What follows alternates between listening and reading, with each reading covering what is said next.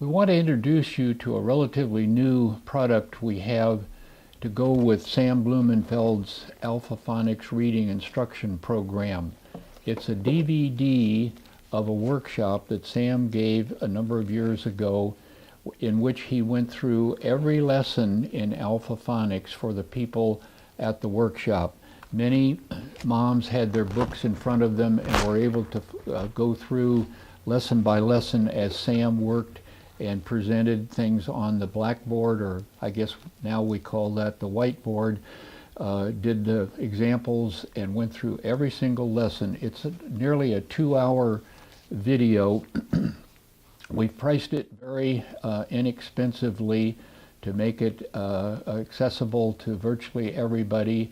It's an optional item. It is not required, but it has everything in it that can be helpful, especially to the mom who is not totally sure of herself. This will give you a little extra bit of encouragement and definite substance.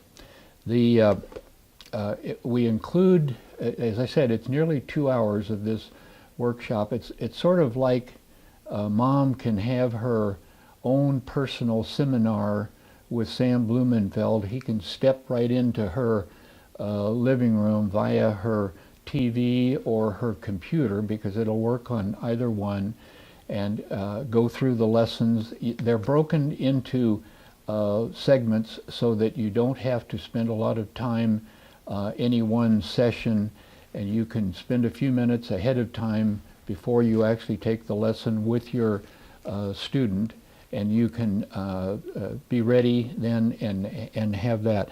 There are samples on our website. You're now looking at our product information video page, learning about this new product. There's 2 parts, part 1 and part 2. Each is about 10 minutes that are excerpted from this DVD that you can look at now if you wish, or sometime in the future, and get a good idea of whether this DVD is going to be good for you. It's been very popular with people since we introduced it recently, and the feedback has been very positive. So we'd like for you to take a further look at those 2 segments that are available to you on our product information video page, and we hope that this is something that might be helpful to you. I might as well make use of this great technology. You just teach it that's A. That stands for A. Johnny, Susie, A. Now we have, that's not very good. And then we teach them, now this letter M stands for See, that's the irreducible speech sound. That's all that stands for. So you say A. Now if you say A and you put them together, what do you get? And. 2 sounds, 2 letters. And. Do the same with A and N stands for Let's hear it through your noses. And when you want to hear an irreducible sound, just say the word and then try to isolate it. Whatever. Then you say, okay, we're going to put this one. As. Now, actually, the letter S stands for 2 sounds in our language. It stands for a soft S, which is more like a Z, as in as. And, of course, it stands for the hard S, which is ass, as in a donkey ass, of which there are many in the public schools.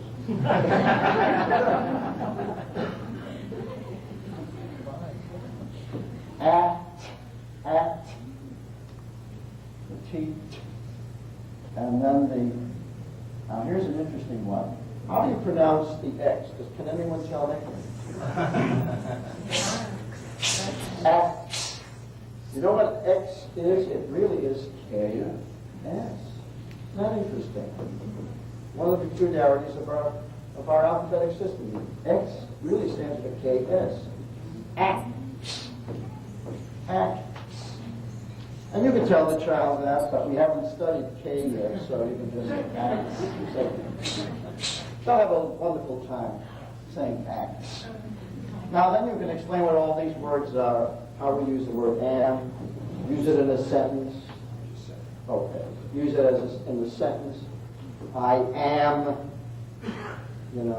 going to the store, and I am eating an apple. As he is as tall as I am. At, I will meet you at the store. Axe, well, most kids know what an axe is, but in case they don't even discuss it. You chop down a tree with an axe, and that's what George Washington did with the cherry tree. Okay. So that's the first lesson. You're teaching the letters and the sounds. Lesson 2, on the next page, page 4, we then take the same letters that we've got. We have this S, and we put it in front of the am, and what do we get? We ask the child, what do you think that is? He goes, Sam. Sam! Oh, wow. Sam, gee. That wasn't difficult. And then we take the M, and we put it in front of this one, and he goes, man! Hey, that's man. And let the kids see if they can figure it out by themselves. So it's always very nice when a lot of kids say, don't tell me, I want to do it myself. You know that. You've heard that before. Don't tell me, I want to do it. Then you have now you introduce, and lesson 2, you introduce the letter H. And what does the letter H stand for? And you put that in front of as, and you have as. And then you put the S in front of this one, the at, and you get at. And then you put the T in front of, and you get ax. And now you have your first lesson in civics or in economics or whatever you want to do, what a tax is. Might as well know as soon as possible because you will pay them for the rest of your life. So you'll know what a tax is. And you could use the word, he'll see it when he goes to the store, there's a tax, and you'll tell him that, well, that's the bit of money that we pay for the government for all the wonderful services they perform. Yeah. Like the public schools. Then in lesson 3, you will notice that in lesson 3, I begin to arrange the words in their spelling families. Now, the spelling families, when you see that they have the same endings, when they rhyme. For example, you have am, sam, and man, as had, as has, at hat, ax, tax. So already by lesson 3, which generally is covered in the first session, you generally can get right through to lesson 3 of the first session, they've already have 10 words that they can read. They know the letters, they can read each one of those words, and they get their first sentences.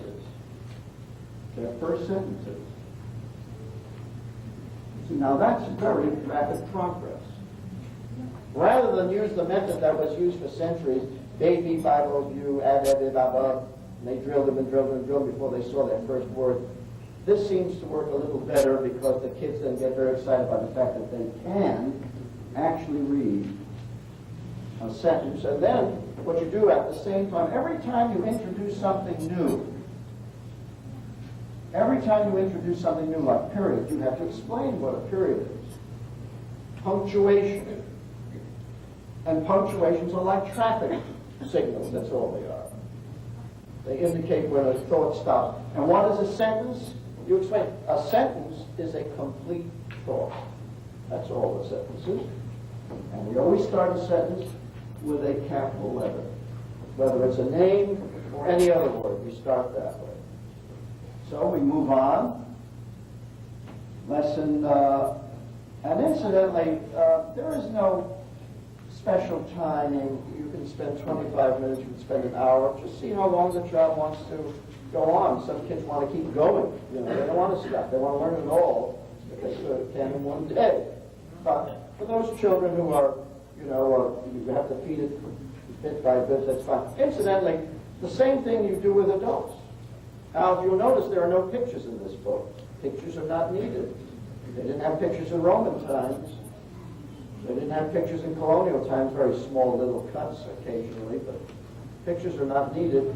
And the adult doesn't want to see Mickey Mouse all over the place. Adults don't want to be babyfied. This is the way to teach reading to anybody of any age, and you don't want to insult the intelligence of your youngsters either. One of the horrible things about modern society is how we are babyfying everybody. When you go to today's public schools, and what do you see on the walls? Nothing but cartoons and bears and bunnies and everything to make those kids keep them babies until they're in the 6th grade. I mean, they are babyfying America. And so kids never really develop in this country. And so that's another good reason why not to use any of these pictures and cartoons that are not needed. In lesson 4, we teach the letter D, and we teach the capital D as well as the small d. And of course, they know the A, so we give them the D, add. And then we show them if they put a D in front of add, they get dad. And then we teach them the letter W, and put that in front of ax, you get wax. And then, of course, capital D, you get Dan, etc., in that lesson. And then the 2 sentences, Dan sat, Dad has wax. Now, if we turn to lesson 5, you'll see how many